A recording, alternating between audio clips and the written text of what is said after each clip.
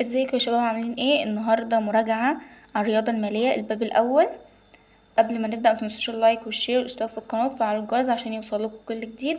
وقبل ما نبدأ محتاجين بس اوريكم حاجة، واللي هي شكل الامتحان بيكون عامل ازاي. تمام، دي ملزمة ملموم فيها شوية امتحانات عشان تشوفوا شكل الامتحان بيجي ازاي. اولا الامتحان لما بيجي قبل ما بنحل او قبل ما بنعمل اي حاجة بنشوف اول مسألة دي باب اول ولا باب تاني ولا باب تالت، والمسألة التانية نفس النظام، تبدأي تمشيهم كده مسألة مسألة لحد ما توصلي للآخر وتشوفي كل مسألة من دي باب أول ولا باب تاني. تمام. أول حاجة عندنا هنا المسألة. طب انتي دلوقتي اللي هيسألني، طب احنا ازاي بنعرف الباب الأول من الباب التاني من الباب التالت؟ على طول احنا متعودين ان الباب التاني اسمه دفعات على طول، انما الباب التالت اسمه الدوري. بصي، كلمة دفعات اهي صح، وكلمة دوري اهي. ده بقى ده يثبتلك ايه؟ ان دوت باب تاني وان ده باب تالت. طب جه مسألة او جه سؤال مفيهاش ولا الدفعات ولا الدورية، يبقى دي على طول باب اول. تمام كده عرفنا. زي السؤال ده مفهوش هنا ولا دفعات ولا دورية، طالما ولا دفعات ولا دورية على طول باب أول. إنما هنا عشان في دفعات فدي كتبنا فوقيها باب تاني، ودي عشان دورية كتبنا فوقيها باب تالت. دي حاجة مهمة لازم تعمليها في الامتحان، تحددي كل سؤال باب أول أو باب تاني عشان تبقي فاهمة أو عارفة انتي ده هتحليه ازاي. تمام. عندنا بقى الباب الأول بيتقسم لتلات طرق من الحل. أول سؤال بيجي على شكل ان الشخص تمام ما يعرفكيش المبلغ اللي هو دفعه، ولكن بيعرفك المبلغ اللي هو خده. تمام، دي بنسميها عبيط. تمام، اللي هو بيقولك فيها انا خدت كام بس ما دخلتش كام، دي بنسميها مسألة العبيط. انما في مسألة تانية زي اللي بعدها دي على طول، معرفك هو دفع كام بس مش معرفك، ومعرفك كمان هو خد كام، معرفك اللي دخله واللي خرجه، فديت بنسميها الصريح. تمام، هو مكتوب هنا بالرصاصي. زي مثلا السؤال ايه كمان، السؤال ده هنا عرفك هو دخل كام ولكن معرفكيش هو خرج كام من المسألة. طالما عرفك هو دخل كام يبقى دوت العادي، ده سؤال عادي بيتحل بالقانون العادي اللي هو ف بتساوي ألف في عين في نون على 100. انما اللي هو عرفك هو دخل كام وخرج كام ده بنسميه صريح، واللي بيعرفك ان هو خرج كام بس ما بيعرفكيش دخل كام فده بنسميه عبيط. تمام، واحنا اول حاجة هنبدأ نحل عليها هي مسألة العبيط. طب مسألة العبيط بتتحل ازاي؟ القانون بتاعها قانون جيم، عشان تجيبيها محتاجة تحل بقانون جيم، واللي هو جيم بيساوي ألف نفتح قوس واحد زائد شرطة كسر. تمام، شرطة الكسر ديت بنعمل فيها ايه؟ بنحط فوق العين في نون على 100، واحنا عارفين ان النون دي ممكن نبدلها بشين وممكن نبدلها بيه، ولو بدلناها بشين هتبقى 1200، ولو بدلناها بيه هتبقى 36,000. تمام، فدلوقتي هنشوف المسألة اللي معانا هنا جايب ايه، جايب الأيام ولا بالسنين ولا بالشهور. واحنا لو بصينا هنلاقيه جايب هنا كده 2.5 سنين. تمام اهو 2.5 يبقى ديت بالسنين، يبقى احنا هنكمل زي ما احنا على القانون اللي احنا كتبناه. بعد كده قبل ما بتحلي بتقومي جايه على جنب عامله مسوده كده صغيره وتشوفي اول حاجه جايبها هنا اللي هي المده. تمام، فانتي بتقومي كاتبه هنا النون اللي هي المده بالسنين بتساوي 2.5. تمام، بعدها بتشوفي جايبلك ايه تاني، هتلاقيه جايب المعدل اللي هو 12%، فهتقومي كاتبه العين بتساوي 12. هتشوفي اخر حاجة واللي هي المبلغ اللي هو خرجه من البنك، واللي ديت بنسميها جملة، بنسميها جيم. هنحط حرف الجيم كده، وبعدها نكتب المبلغ اللي هو 26,000.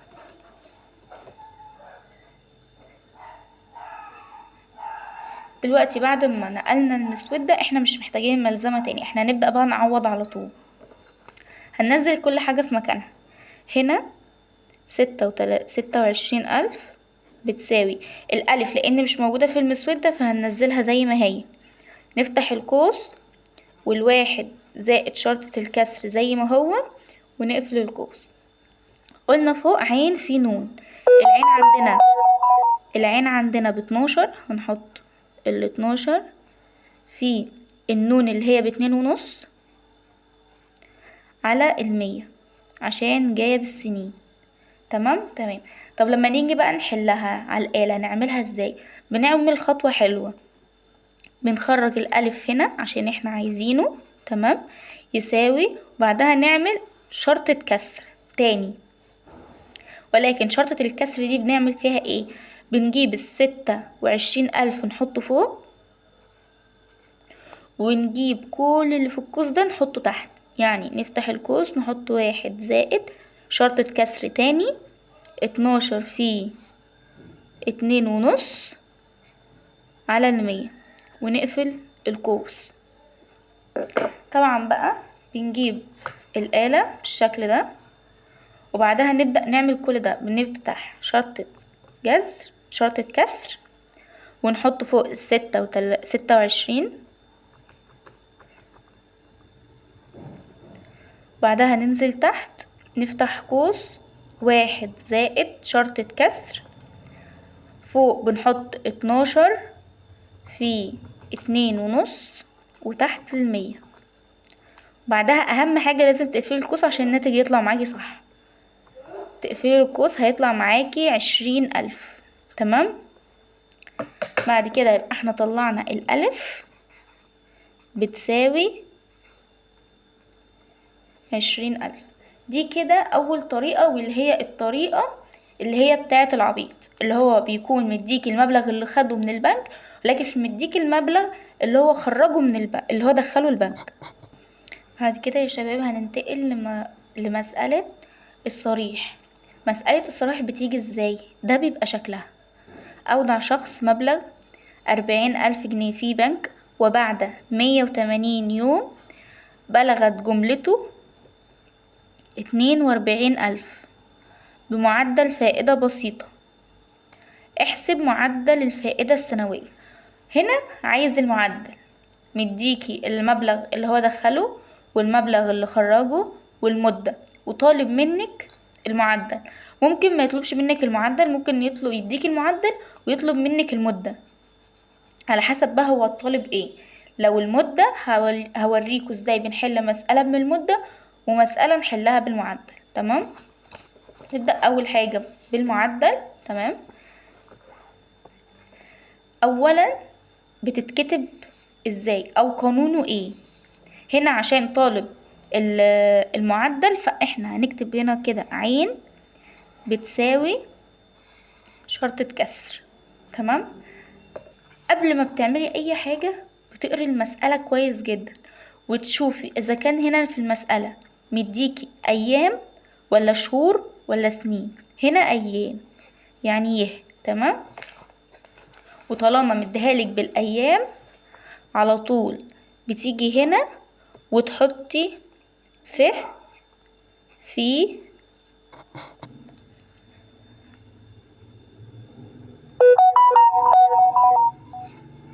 في 36. تمام. ده بيبقى فوق، والعين بتبقى بره لان هو طالبها. انما لو مش طالب العين، طالب المدة على حسب ما هو طالبها بالايه، هوريكي برضو مسألة تانية بتتحل ازاي. تمام. احنا خلينا دلوقتي في العين.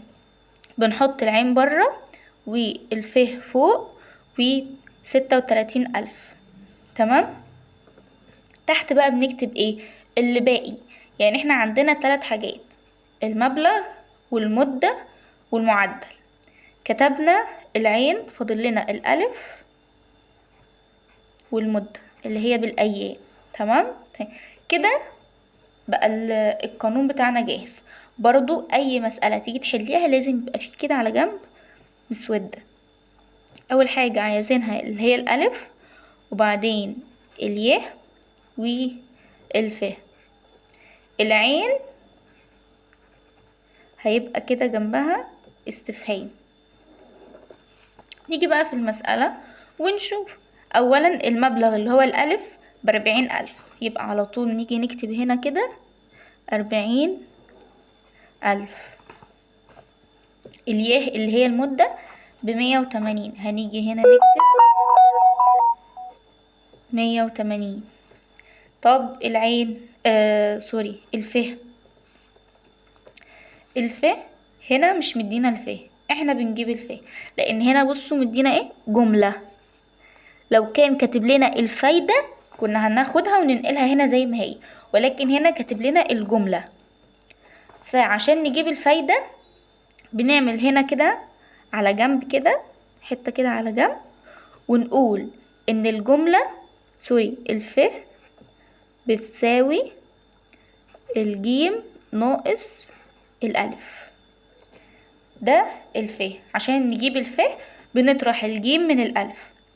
تمام. طيب الجيم عندنا هنا كام؟ 42,000. 42,000 ناقص 40,000 هيدونا 2000. تمام. يبقى عندنا هنا الف ب2000. عرفنا بنجيب الف ازاي. هو هنا مدينا الألف والياء والجيم، واحنا عايزين الف، فبنطرح الجيم من الألف ويدونا هنا الف. دلوقتي برضو خلاص اول ما المسودة بتكمل بيبقى خلاص مش فاضل غير ان احنا نعوض بس. هنعوض ازاي؟ العين هتنزل زي ما هي، وبعد كده هنحط يساوي شرطة الكسر زي ما هي فوق الف ب2000. هنحط هنا 2000 في 36,000، وتحت هنحط 40,000 اللي هي الألف في الأيام اللي هي ب180. برضو هنروح هنا كده على الآلة. تمام. ونكتب كل ده شرطة الكسر، وبعدين هنحط فوق 2000 نضربهم في 36,000 تحت 40,000 في 180 اللي هي المدة. طلع لنا ب1. يبقى عندنا هنا العين ب1%. تمام. هنقوم كده جايبين تحت هنا العين بيساوي 1. ده كده المطلوب اللي هو عايزه مننا. دي يا جماعة مسألة طالب مننا فيها مدة الإيداع. هنا طالب المدة، إنما في الأولانية كان طالب المعدل. تمام. طيب اللي بالمدة بتتحل ازاي؟ هي نفس كل الخطوات، تعملي مسودة، بس القانون بيختلف.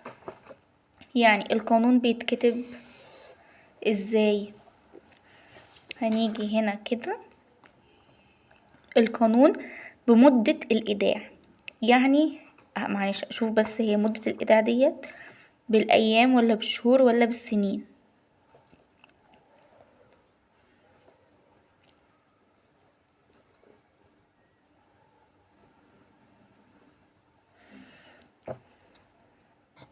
بالأيام. تمام.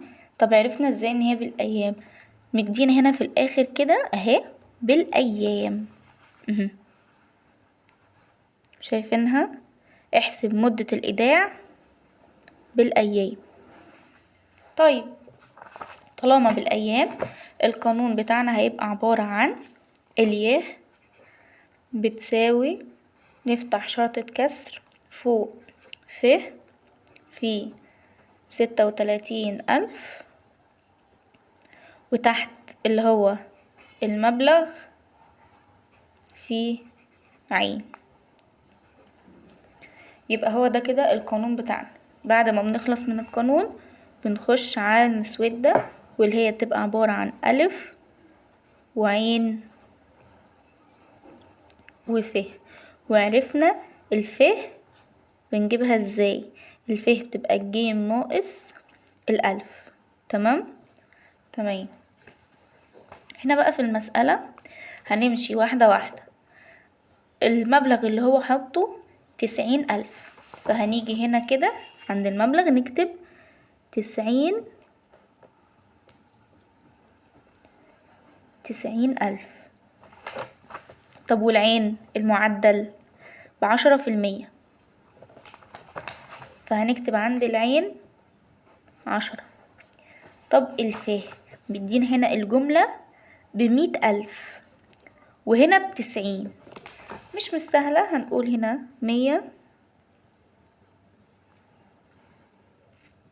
ناقص 90 هتدينا 10,000. يبقى عندنا هنا الفه ب10,000. تمام. نبدأ بقى نعوض من القانون بتاعنا اهو. القانون اهو نبدأ بقى ايه نعوض. اليه بكام؟ طبعا احنا مش عارفينها وهي مش موجودة لان هو ده المطلوب، فعلى طول بننزل اليه زي ما هي ونحط يساوي، بعدين نفتح شرطة كسر فوق ف، والفه طلعناها ب10 فهنحط هنا 10 نضربها في 36,000، وتحت عايزين أصل المبلغ اللي هو 90 نضربه في العين اللي هو 10 اهو. طبعا لما نضربها على الآلة هتطلع معانا 400، بس هنعملها تاني على الآلة عشان أوريكم بتتعمل ازاي.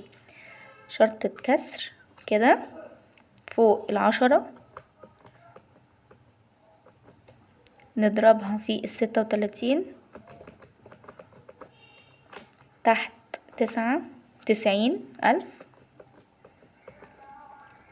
نضربها في 10 طلعت معانا 400. يبقى اليه هنا بتساوي 400. كده حلينا مسألة عن العبيط، دي هنسميها عبيط. تمام. ودي صريح، ودي برضو صريح، عشان ريحنا قال لنا انا دخلت كام وخرجت كام. المسألة بقى اللي بعد كده نبدأ نجيب بس صفحة تانية نضيفة.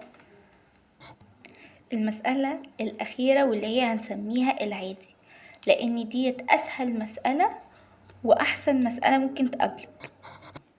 زي المسألة الأولى ديت، أودع تاجر مبلغ ما في بنك. معلش يا جماعة، معلش مش هي دي، معلش اتلخبطت أنا آسفة. اقترض شخص مبلغ 60,000 جنيه من بنك لمدة 1 سنة و8 شهور بمعدل فائدة بسيطة 5.5 كل 6 شهور. المسألة دي فيها تركاية. ايه هي التركاية؟ التركاية ان هي لازم تيجي المعدل بفائدة بسيطة سنويا، لازم سنويا، انما شهور ديت غلط، لازم سنويا. في اي مسألة هتحلوها هتلاقوها جايب المعدل سنويا، زي هنا ب12% سنويا، لازم تكون سنوية. وهنا الأخيرة دي 12 برضو في المية سنوية. تمام. فهنا علشان جاية 6 شهور فاحنا هنحولها ازاي؟ القانون بتاعها سهل جدا.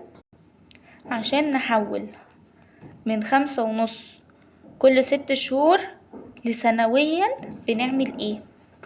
بنجيب كده ونكتب عين اللي هي المعدل بتساوي، بناخد ال5.5 اللي هو مديهالنا في القانون او في المسألة هنا اهي، نكتب كده هنا 5.5 نضربها شرطة كسر، فوق بنحط 12 وال12 دي ثابتة علشان السنة فيها 12 شهر. تمام. طيب تحت بنحط الرقم اللي هو مديهولنا اللي هو 6، يعني ممكن بدل 6 يديك 4، ممكن بدل 6 يديكي 5، ممكن بدل 6 يديكي 3. فالرقم اللي هو بيديهولك هنا بتاخديه وتحطيه هنا كده. تمام. يبقى خدنا ال5.5 ضربناها في شرطة كسر تحت الرقم اللي هو مديهولك هنا في المسألة، وفوق ال12 دي ثابتة ما بتتغيرش عشان السنة فيها 12 شهر. بعد كده بتعمليها على الآلة. تمام. هتقولي أول حاجة 5.5 تضربيها شرطة كسر فوق 12 تحت 6، هتطلع معاكي 11 سنة. واحنا لو حسبناها ان هو بيقولك هنا في المسألة بيقول 5.5 كل 6 شهور، يعني لما نكون السنة الأولى أو الشهر السنة فيها 12 على الاتنين هديكي 6. تمام. فانتي ممكن تجمعي ال5.5 ديت اللي هو تقولي 5.5 زائد 5.5 هيديكي 11. بس دي طريقة أحسن وأضمن عشان بتيجي في الامتحان، تعمليها بالطريقة ديت. 5.5 تضربيها ال12 ثابتة وتحت الرقم اللي هو مديهولك، ممكن ميبقاش 6، ممكن يبقى أي رقم تاني بتكتبيه هنا عشان تعرفي هيطلع معاكي كام في الآخر. وطلعت معايا العين ب11. تمام. تمام. طيب بقى نشوف المسألة جاية هنا أو طالب ايه هنا في المسألة. هنا طالب حاجتين، هنا طالب الفائدة وهنا طالب الجملة. تمام. ومدينا المبلغ ومدينا المدة ومدينا المعدل، فعلى طول مسودة نكتب فيها ألف بتساوي 60,000 والعين بتساوي طلعناها هنا ب11، وبعدين المدة. هنا المدة جاية سنة و8 شهور، لو قال لنا سنة و8 شهور فهتبقى بالشهور، انما لو قال لنا سنة ونص هتبقى بالسنين. تمام. طالما جايب جنبها كلمة شهور يبقى على طول القانون بتاعنا هيبقى بالشين. الشين بتساوي 12 اللي هي سنة ونص، السنة فيها 12 شهر و8 يبقى 20. تمام. دي كده المسألة بتاعتنا. هنبدأ بقى نعوض على طول، بس نكتب القانون الأول. القانون بتاعنا سهل جدا، اللي هو الف بتساوي شرطة كسر ألف في عين في شين على 1200. ده القانون بتاعنا. هنبدأ بقى ايه نعوض. اولا هنقول ان الف بتساوي برضو شرطة كسر تاني، الألف ب60,000 نضربها في ال11 اللي هو المعدل، نضربه في الشين اللي هو 20 على ال1200. نيجي نجيب الآلة نعمل برضو كل ده شرطة كسر، 60 فوق نضربها في 11 نضرب في 20 نقسم على 1200. ده كده شكل المسألة على الآلة. وهنا نضغط يساوي هيطلع لنا 11,000، يبقى الف بتساوي 11,000. تمام. تمام. طب دلوقتي احنا جبنا المطلوب الأول واللي هو الفائدة البسيطة، طلعت معانا ب11,000.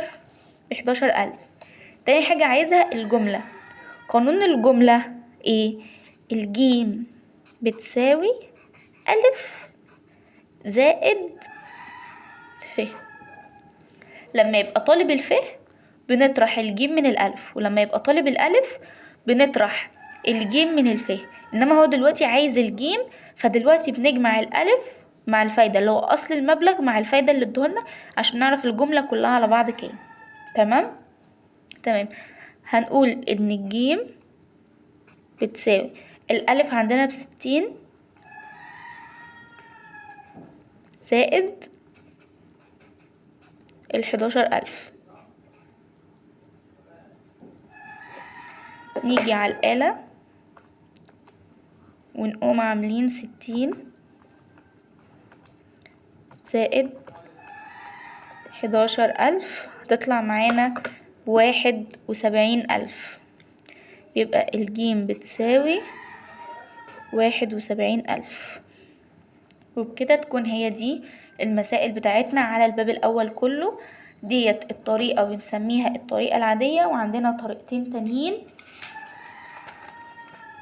اللي هي العبيط والصريح. الصريح ممكن تيجي بشكلين، أولا يبقى عايز المعدل، وثانيا ممكن يبقى عايز المدة اللي هي بقى على حسب أيام أو سنين أو شهور. إنما العبيط بيبقى على طول طالب منك الألف وبنجيبها بقانون جيم، والعادي بيبقى عايز منك الفه عادي، مش مستاهلة أي حاجة، بيبقى مديكي المبلغ والعين والشين. ولازم نخلي بالنا في العادي بكلمة بتاعت الشهور دي لازم نخلي بالنا منها جدا، لأن ديت ممكن تخليك تحل المسألة غلط. لو جت 5.5 سنويا يبقى انتي تحلي زي ما انتي عادي، ما تعمليش الخطوة اللي هي دي، ما تعمليش الخطوة بتاعت عين دي. انما لو جه وقالك كل 6 شهور فانتي مضطرة تعملي اول حاجة الموضوع ده. وبكده نكون خلصنا الفيديو بتاعنا يا شباب. واهم حاجة متنسوش برضو اللايك والشير والاشتراك في القناة وتفعلوا الجرس عشان يوصلكوا كل جديد. وكان معاكم ناهد تحت اشراف مستر نبيل.